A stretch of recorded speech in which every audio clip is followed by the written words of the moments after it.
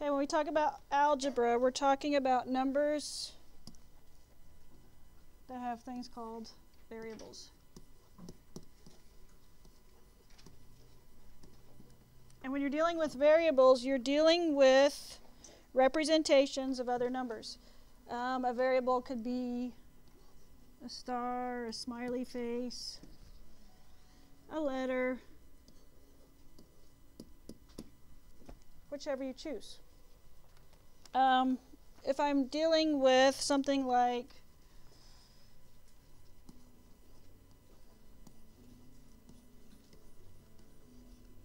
Bob had 5 pins.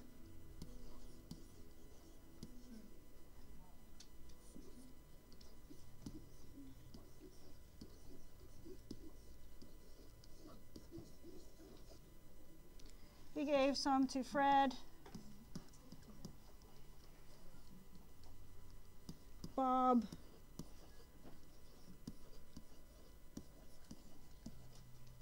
now has 2 pins.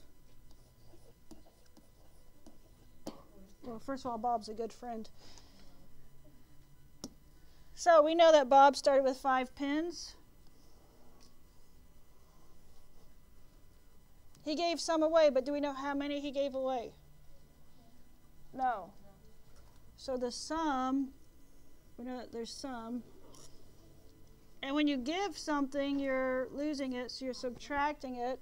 He gave some to Fred.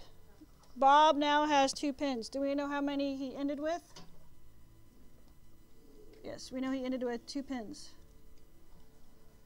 Anytime you're working with variables, you start with the very first part of the word problem and go through it. Start at the beginning and go to the end. So he started with 5. He gave some away. We don't know, right? So I could draw a pin, or I just like the letter N. I never use the letter X because it looks like a multiplication sign. That would get confusing. 5 minus X looks weird. And we know that he has 2 pins left. What does the variable represent? In this case, what does a variable represent? The number of pins he gave away. Yes, the number of pins he gave away. So if it asks you on a question somewhere, what's the variable represent? Well, in this case, it represents what he gave, some pins.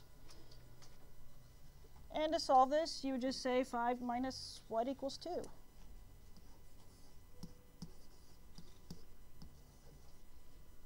And then you can turn around and check it by saying 2 plus 3 equals 5.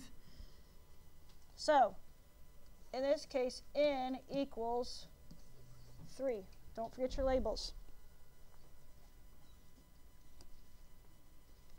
If you have a problem on the test like this,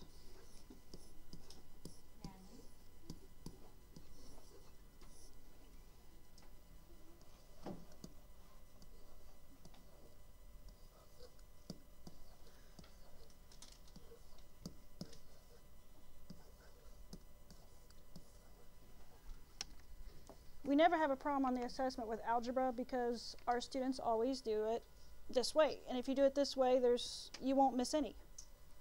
In algebra, there's no way you can because you're going to check. Set up your quad fold.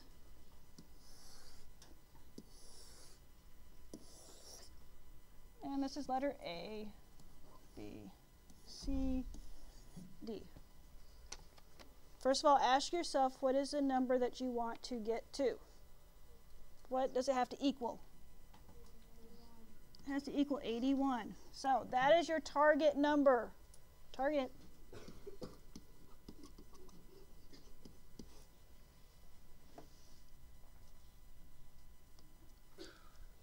And you start by putting each of the numbers in place of the end. So the first number is 96. 96 plus 15. Well, I don't like writing that way. I don't even know why I wrote that way. 96 plus 15. What's 6 plus 1? 5. 11. And then we have 11. Does that equal my target number? No. No. So you go over to your A. That is not it. B.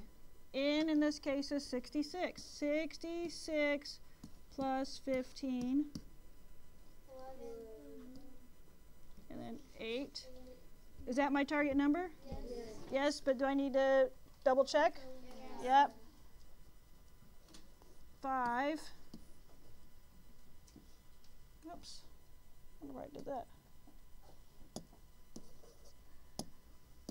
5 plus 15 equals 20. Is that my target number? No. Cross it out. 76 plus 15. Is that my target number? No. So my answer would be B, which N would equal 66. Every single algebra problem you do, it's worth taking the time to do that. There's no way you will ever miss any if you go through and solve every single problem like that. Did I go in and put 96 in place and put 96 plus 15 equals 81? I didn't do that, did I? No, don't. What you need to do is actually add it or multiply or divide it to see if that's actually your target number that you want to get to.